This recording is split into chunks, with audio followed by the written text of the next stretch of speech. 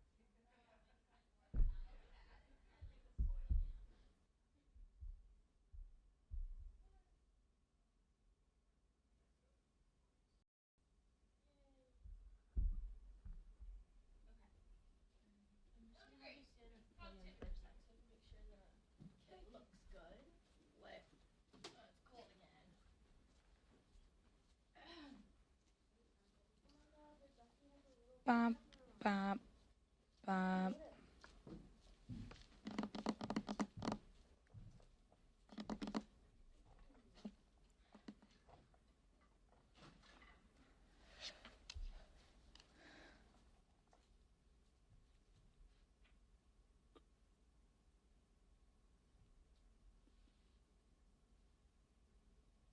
Wow, it is freezing in here.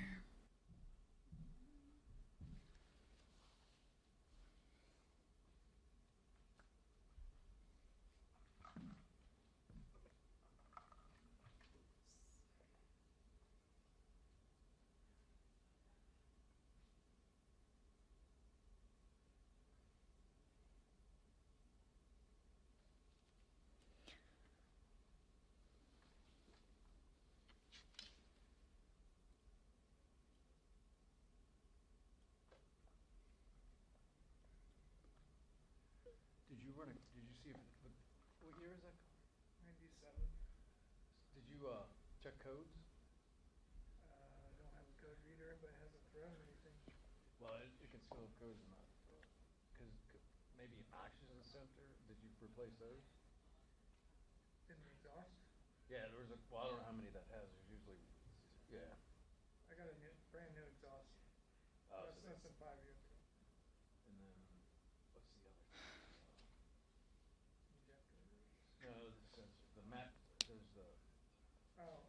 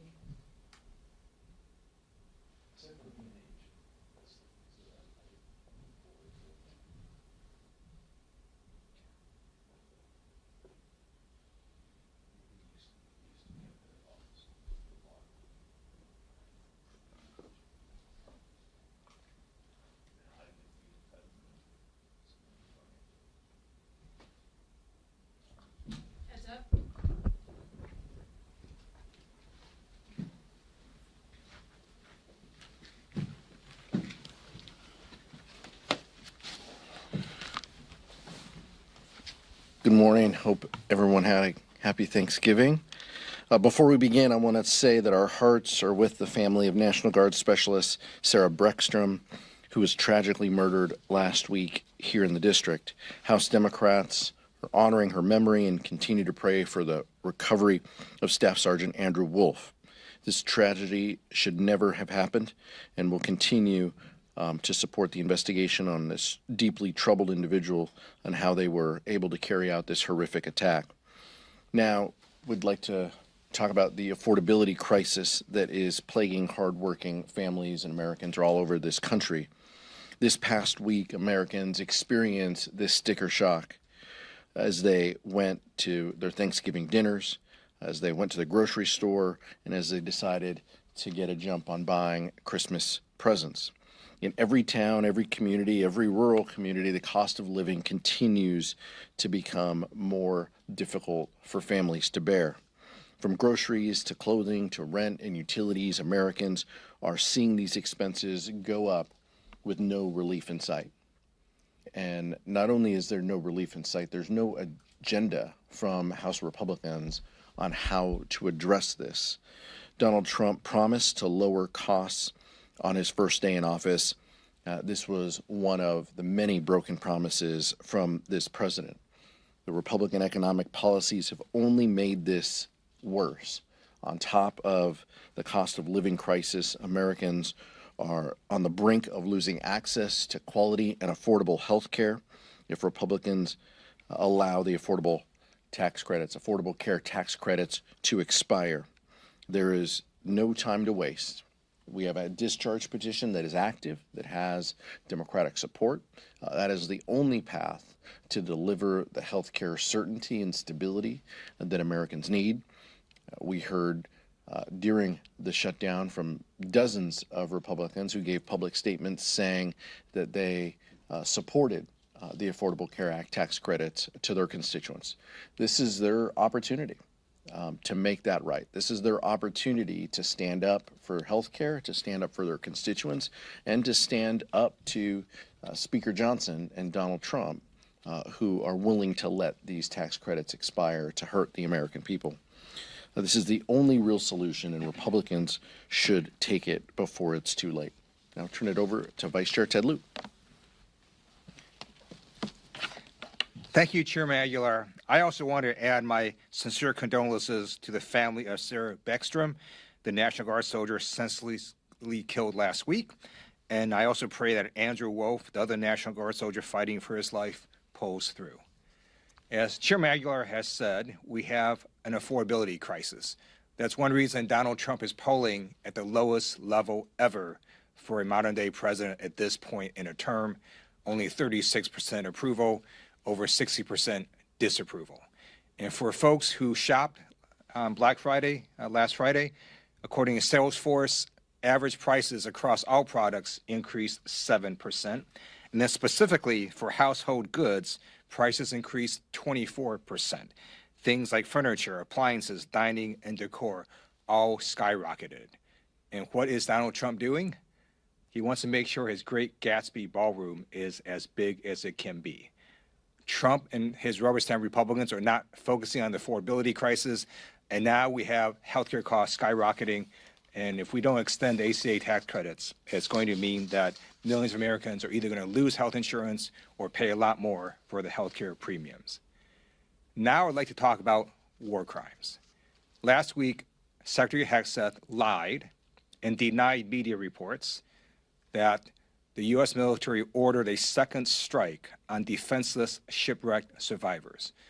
Then yesterday, both the White House and Hegseth said actually it was Admiral Bradley who ordered the second strike. I served on active duty as a JAG for 4 years and then an additional 21 years in the reserves. And let me be very clear, killing shipwrecked survivors is a war crime. The Pentagon's own Department of Defense law manual on the law of war literally says that, quote, orders to fire upon the shipwrecked will be clearly illegal. The Department of Justice must conduct an investigation into the war crime and hold all those accountable, including Secretary Hegseth. He allegedly said, quote, kill them all. If the Trump administration does not hold the people accountable, I guarantee you a future administration will do so, because there is no statute of limitations for war crimes. And now I have a message for the members of the United States military. Thank you for your service to our great nation. And for those of us who served, we know that we all followed a code of conduct. And part of that code of conduct is to not lie and to accept responsibility. Unfortunately, the head of the Department of Defense, Secretary Hegseth, engaged in dishonorable conduct. He stated on national TV, quote, "I watched it live.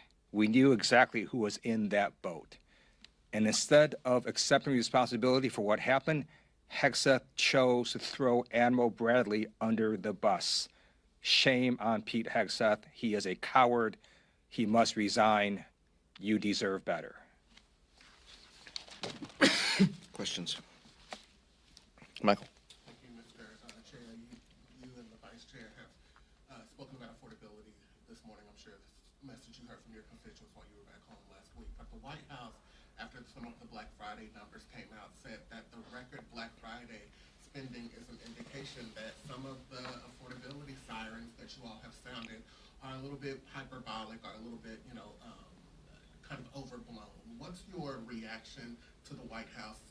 Kevin Hassett was on the Sunday shows this weekend. What's your message to the White House, who's saying, look at the consumer spending numbers, look at how Americans are continuing to spend money, and that's an indicator that, again, some of what Democrats are saying, is kind of, overblown. People waiting in line to get a deal doesn't necessarily mean we have a soaring and roaring economy. It means people are looking for a deal. And so the only way we truly know what the economy looks like is, look, our members of Congress are out in our districts, we're out in our community, we see it, we talk to our friends and neighbors, and we hear from them the affordability crisis that they're in. We hear direct stories from them on their healthcare premiums doubling, and getting notices, and having to think about whether they're going to go without health care for the next year if these premium increases stay. That's what we hear. So, but look, in communities all across the country, people, Black Friday is a tradition to go wait in line and to try to get a deal, to try to get ahead on the Christmas shopping. But Kevin Hassett is in the White House. Is just continuing to, perpetuate lies if they use one anecdote as a reason to call for a good economy. One of the things that they can do and that they can control, though, is they can produce real data.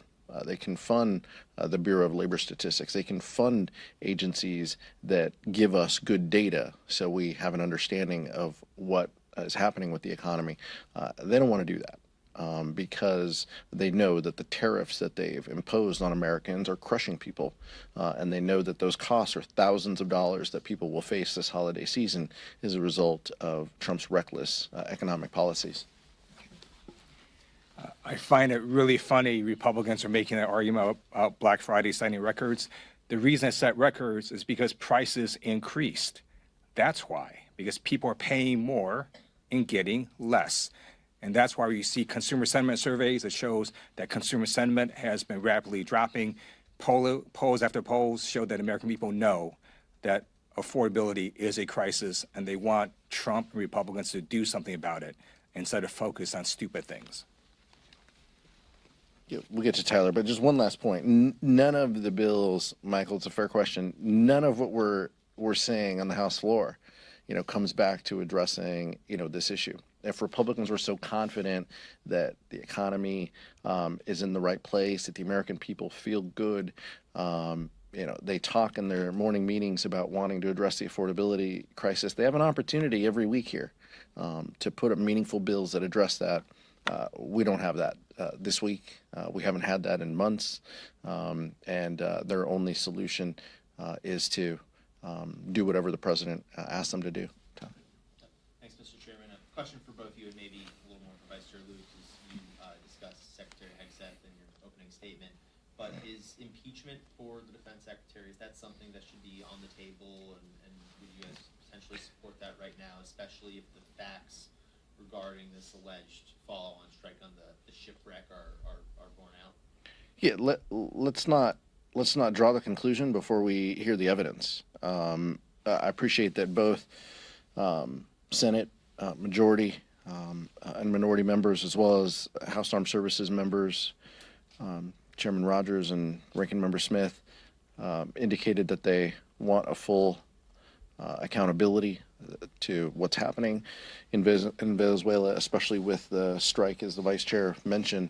That's where this should start. Look, Republicans are not going to impeach Pete Hegseth. We feel he should resign. The vice chair has said that multiple times from this podium. I've said he's the most unqualified Secretary of Defense that we've ever had in this country.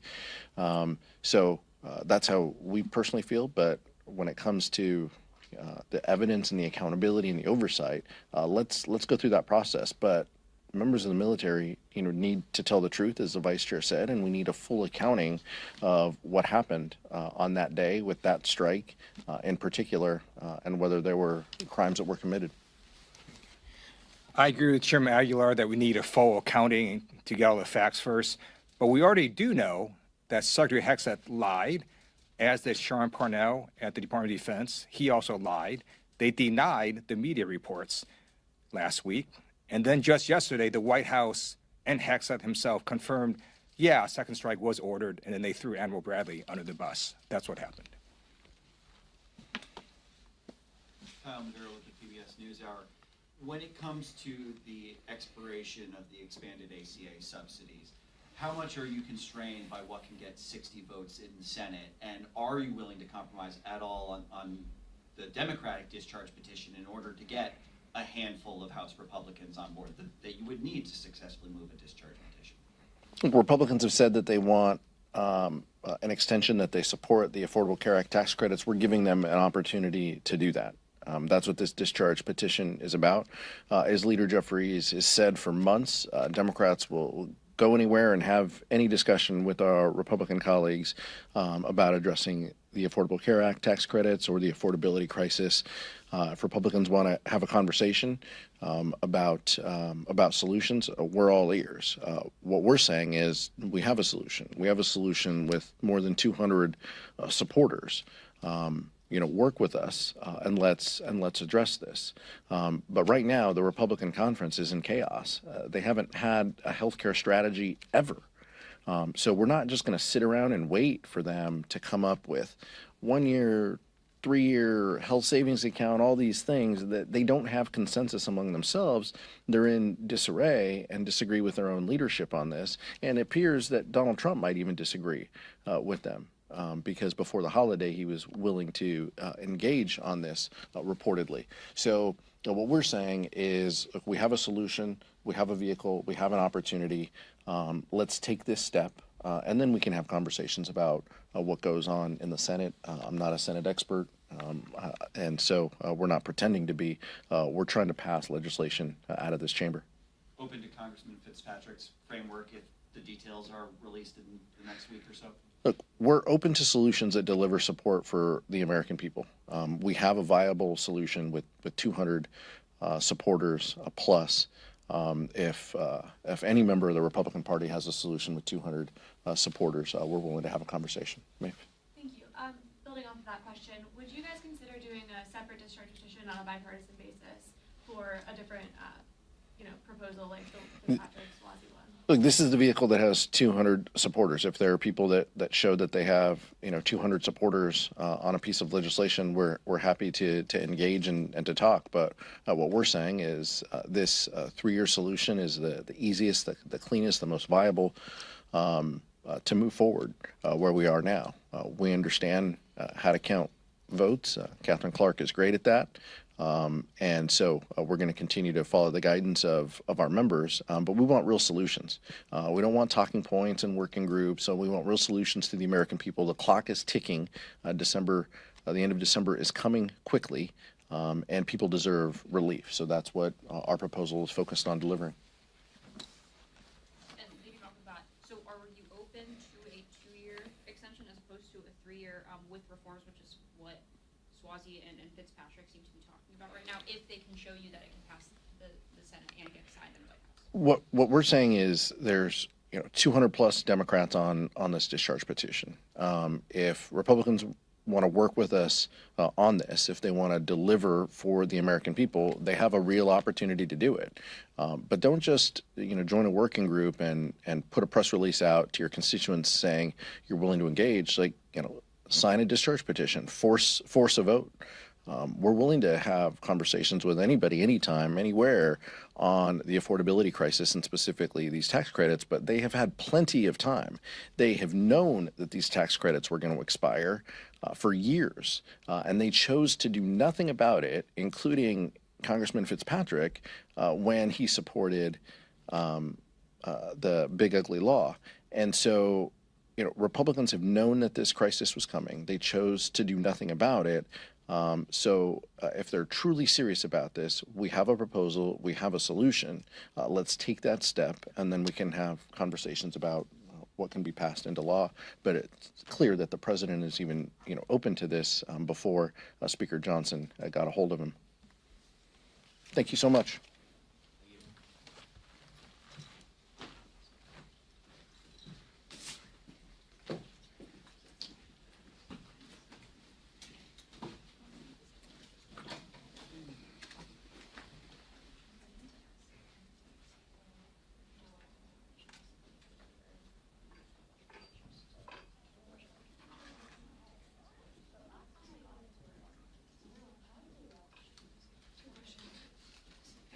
I thought of that after I asked her.